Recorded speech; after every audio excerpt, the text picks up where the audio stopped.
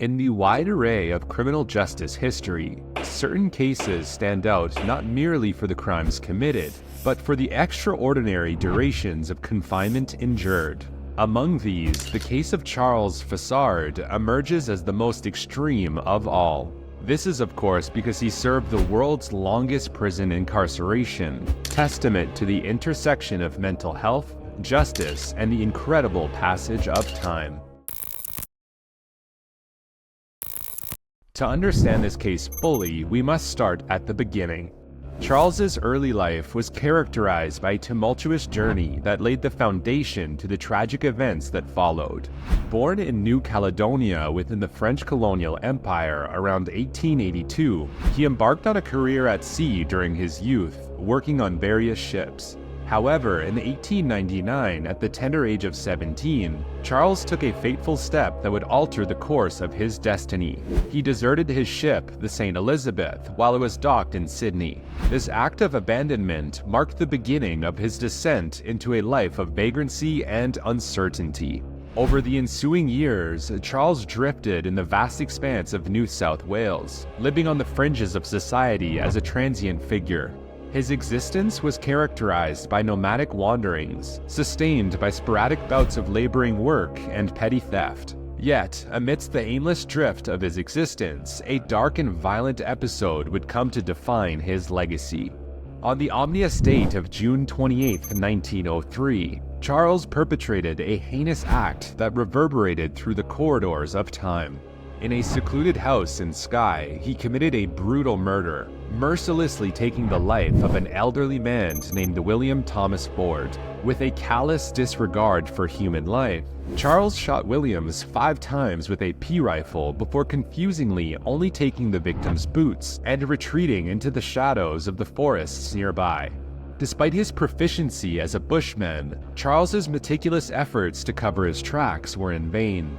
Police and Aboriginal trackers swiftly closed in on the quarry, tracing Charles' movements through the distinctive footprints left by the stolen boots. In the harrowing aftermath of his capture, Charles' descent into madness and delusion came to the fore.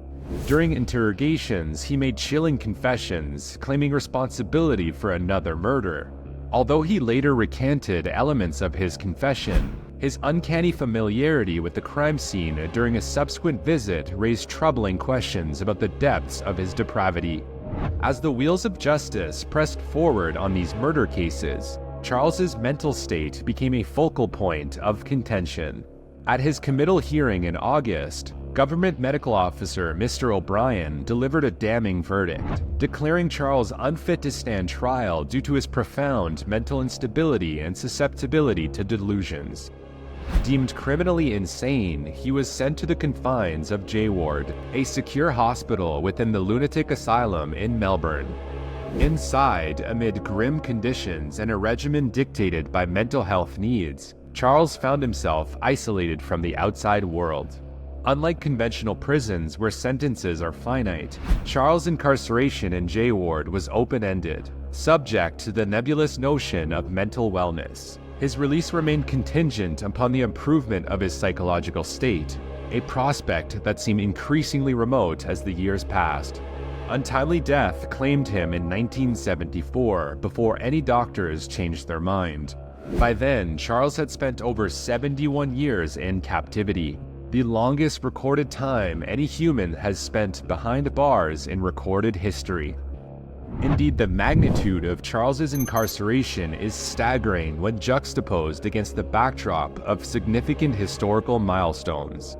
Consider that only 66 years elapsed between the Wright brothers' historic flight in 1903 and humanity's triumphant landing on the moon in 1969. In the span of just over half a century, mankind transcended the confines of Earth's atmosphere and ventured into the vast expanse of space, a feat that would have been unimaginable to the citizens of the early 20th century. For someone like Charles, whose sole existence was confined to the J Ward prison for the criminally insane, the passage of time must have felt agonizingly slow, while the world outside underwent transformative changes. Wars were fought, nations rose and fell, and technological advancements reshaped the fabric of society. And yet Charles remained ensnared in the suffocating embraces of his incarceration. His story serves as a poignant reminder of the need for greater scrutiny of policies surrounding the confinement of mentally ill individuals and the imperative of fostering a more just and humane society for all. Charles's story forces us to question the current systems of punishment and rehabilitation. Are indefinite sentences for the mentally ill truly just? What measures can be implemented to ensure that individuals like Charles receive the care and support they need while also safeguarding public safety? These are all questions that through the years since Charles's death have been widely debated.